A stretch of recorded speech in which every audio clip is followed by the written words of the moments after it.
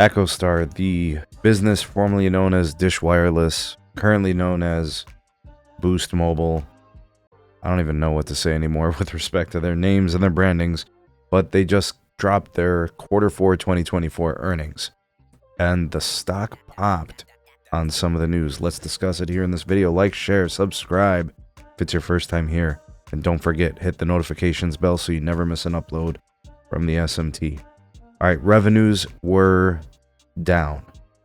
All right, and the total revenues down likely because of the pay TV customer losses. But outside of that, actually, there were some pretty good things that we saw from EchoStar/Dish.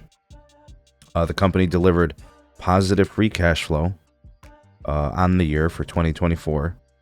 The wireless business has been showing improvements now in consecutive quarters. They indicated that excluding the ACP disconnections, that is now 2 consecutive quarters with positive net customer additions. So they're no longer losing customers. They are now adding them. All right, so they were plus 105,000 in Q4. Puts them at 6.99 million wireless subscribers. And they gave the quote, we have lower wireless churn now.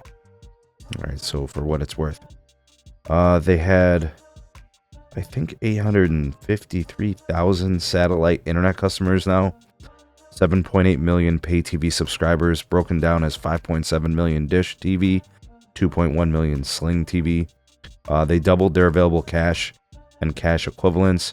Their liabilities are flat basically on the year, and for the quarter, they were able to somehow decrease their debt by $6 billion. I was kind of looking at some of the metrics from their 10K or whatever, and those are just some of the things I noticed. Look, here's my take on this, right? You could probably conclude that they're not going to be losing customers like they used to. I'm not saying they're going to be world beaters and all of a sudden start taking share from T-Mobile, AT&T, and Verizon. There's no indication of that. There's no proof or evidence of that. From the prepaid side of the business, there are still more competitive options. So I don't really expect them to grow too much. If they were adding 100,000 subscribers every quarter, I'd call that a win. Absolutely. But at what cost, right? The customer is costing them on average $50 to $60 a month. But their average revenue per user is like $36. So what are we talking about here? They're talking about a company that loses money on selling service, and they're a mobile network operator, right? It's a very, very tough situation. But their primary focus is always going to be to grow. They need to add customers. They need to scale their business. They need customers on the network. It is a very empty network for how much they've built, for how much capacity they have on air. They need to monetize. They need to add customers. So we do have some good indications there. It's a breath of fresh air on very typical negative sentiment and news in regards to this company. But we'll have to see how the rest of this quarter goes, Q1. You see they report very, very late.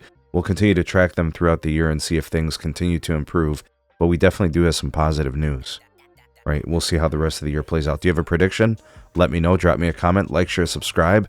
And don't forget to check out more of our videos. And that's it. We'll see you guys on the next one. Peace.